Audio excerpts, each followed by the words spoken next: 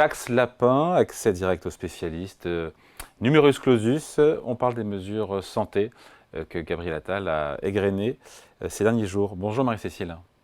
Bonjour David. Marie-Cécile Renaud, rédactrice en chef adjointe au service éco du Figaro. Bon, ça grogne, on l'a compris, chez les médecins, depuis les annonces qui ont fuité dans la presse, enfin qui ont été données dans la presse, pardon, par le Premier ministre.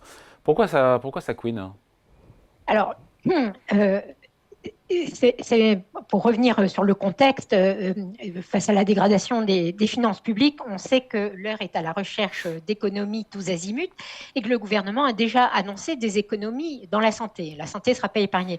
On sait qu'il y a eu le doublement de la franchise médicale sur les boîtes de médicaments qui passe de 0,50 de 50 centimes à 1 euro, qui est entré en vigueur le 31 mars. Le gouvernement a annoncé le doublement de la franchise médicale aussi sur les consultations de 1 à 2 euros à partir du 1er juin. Ils incitent à mutualiser les transports sanitaires et d'autres mesures d'économie pourraient venir sur les affections longue durée ou sur les arrêts maladie. Mais là, Gabriel Attal a voulu faire des annonces pour améliorer l'accès aux soins. C'est différent. Il ne vise pas là des économies.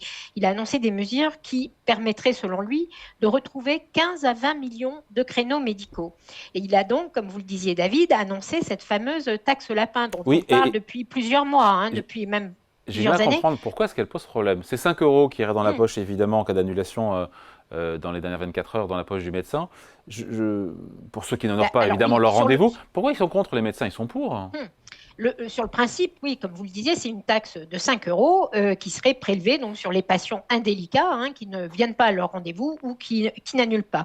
C'est donc sur le principe c'est défendable et même les médecins le demandaient depuis des années. C'est une façon de responsabiliser les patients et de sanctionner le manque de civisme. Parce que je vous rappelle que chaque année, 27 millions de consultations sont perdues avec ces rendez-vous non honorés, alors que dans le même temps, les Français peinent à trouver des créneaux et à trouver des créneaux rapidement et se plaignent de l'accès aux soins. Et d'ailleurs, ça existe en Allemagne, où les patients paient 5 euros au moment de la prise de rendez-vous, qui reste acquis aux médecins s'ils ne viennent pas. Alors, cette mesure, elle est plutôt bonne, c'est une bonne idée, elle est défendue depuis longtemps, poussée depuis longtemps euh, par plein d'acteurs, mais le problème, comme toujours, c'est sa mise en œuvre, c'est comment on l'applique.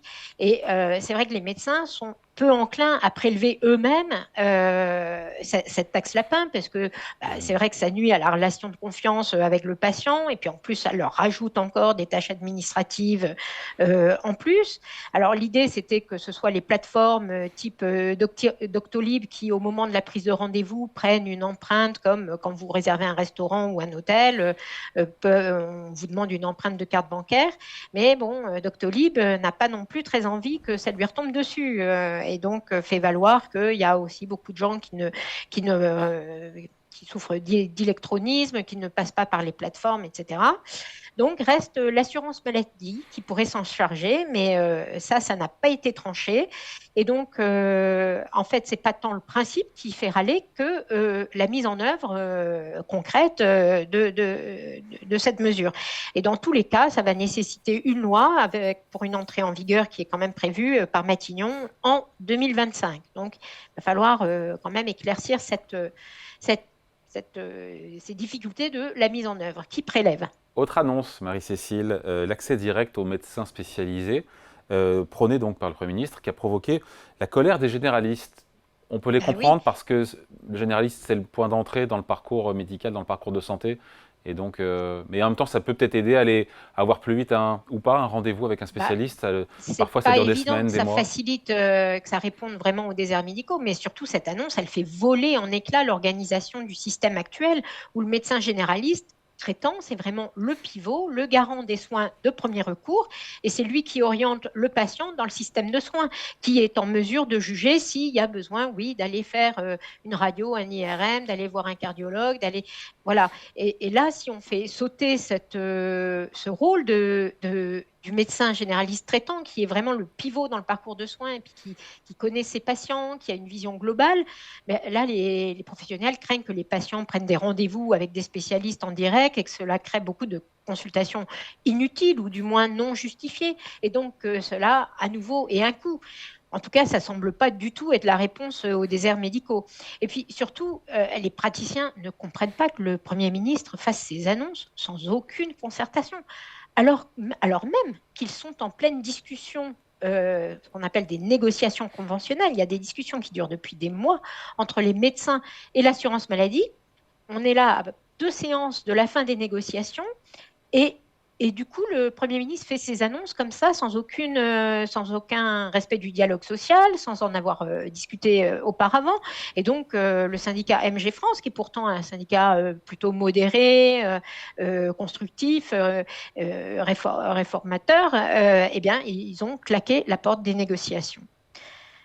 Il y a également, et on finit là-dessus, le Premier ministre qui souhaite supprimer le numerus clausus dans les facs de médecine pour qu'il y ait plus de place et potentiellement plus de médecins. Ça fait grincer des Oui, dents, à juste titre ou pas? ça aussi,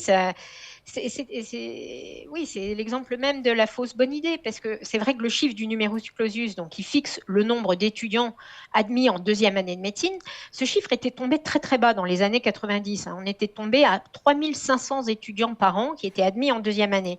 Bon, c'est une des raisons de la pénurie de médecins qu'on a actuellement. Mais on n'a pas attendu. Depuis les années 90, ce chiffre n'a cessé de remonter. On est aujourd'hui à 10 000 étudiants qui sont admis en 2e année. Et donc là, le Premier ministre voudrait le faire passer à 12 000 en 2025 et 16 000 en 2027. Et pourquoi pas? On est loin des 3 500 étudiants admis dans les années 90. Pourquoi pas? L'annonce est un peu jugée démagogique par les praticiens qui craignent que ça se traduise par une baisse de niveau et par une baisse de la qualité des soins pour les patients. Et surtout qu'il n'y a aucune mesure associée pour développer les capacités de formation des universités ou les terrains de stage. Parce que je vous rappelle que la formation des étudiants en médecine, elle se fait à l'hôpital. Et donc là, ils sont déjà parfois trop nombreux pour entrer dans la chambre des patients. Quand vous avez 10 étudiants, il y en a 5 qui restent dans le couloir. Si vous en rajoutez 10 de plus, comment se fait la formation des étudiants? Vous voyez, là encore, c'est très bien les idées générales sur le papier, mais après, comment on décline la mise en œuvre? Et surtout, tout ça, encore, c'est une annonce qui arrive sans aucune concertation avec les syndicats étudiants.